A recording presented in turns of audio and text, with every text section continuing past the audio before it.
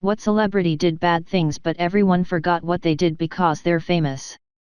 This may not be the best place for but the Watergate scandal was about a rigged election, not just a piddling cover-up of a minor crime.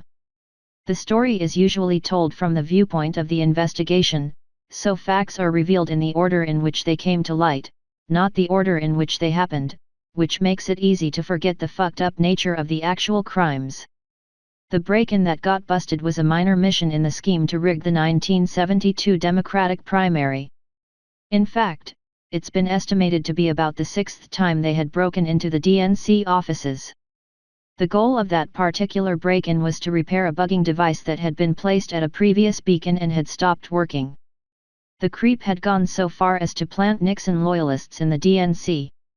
The objective was to discredit Ed Muskie, the early Democratic front-runner who was destroying Nixon in the polls. Nixon wanted to run against McGovern, a far-left fringe Democratic who was essentially unelectable. Muskie's campaign limo driver was a Nixon plant and who was leaking intel from overheard conversations.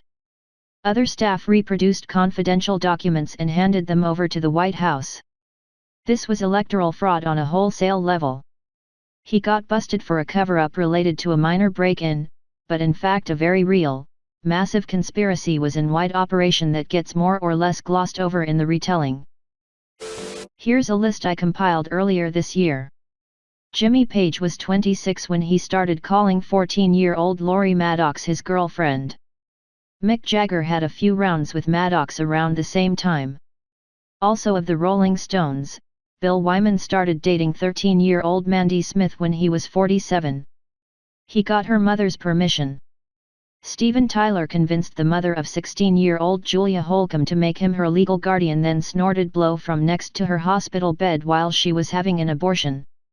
David Bowie, the beloved, managed to get Lori Maddox's virginity and got her to bring her 15-year-old friend along, in addition to many other underage girls. Edit: apparently this one is hotly contested. I want to believe David was better than that, but I'm leaving it in with this caveat because I'm on mobile and can't prove one way or the other right now. Jerry Lee Lewis of course married his 13-year-old cousin. She still believed in Santa on their honeymoon. Elvis Presley, the king of rock and roll himself, was routinely in trouble with underage girls, and even the fabled romance with Priscilla is a tale of sexual interference. She was 14 when they met. Chuck Berry was arrested for crossing state lines with a 14-year-old prostitute. He was also recording women in the washroom of the restaurant he owned. Courtney Love says she gave Ted Nugent a blowjob when she was 12. He also adopted a 17-year-old so he could bang her without getting charged with kidnapping. He even wrote a song about avoiding pedophilia charges. Anthony Kiedis, Red Hot Chili Peppers, wrote songs about it too. Catholic School Girls Rule is about his hooking up with a 14-year-old at 23. Iggy Pop also wrote songs about sleeping with 13-year-olds too. Check out the lyrics to Look Away. Marvin Gaye knocked up his wife's 15-year-old niece. Don Henley, the Eagles, was charged after paramedics found him with two naked girls, aged 15 and 16. Edits: everything below here has been appended thanks to the sub-threads. Thanks to the users who contributed. Victor Salva, director, raped a 13-year-old boy while he was directing a movie the kid was in.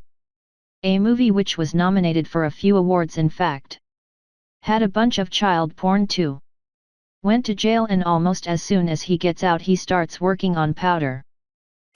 George Wallace, the infamous pro-segregation governor of Alabama in the 60s, did not inform his wife that her doctor diagnosed her with cancer. Doctors during this time often told patients' relatives of their cancer diagnosis instead of the patient, especially if the patient was female. The reason was that she was running for governor as a surrogate for him since he had reached his term limits, and he thought that the diagnosis would negatively affect her chances of winning. She ended up finding out about it 4 years later during a visit to a gynecologist, but unfortunately the cancer had progressed to the point that she died from it 3 years after learning that she had cancer and that her husband had known about it. He ended up successfully getting the term limits repealed and went on to serve a few more terms as governor. People forget about this, I'm assuming, because of all of the other shitty things he did. Edit, her name was Lerlene Wallace, for those interested.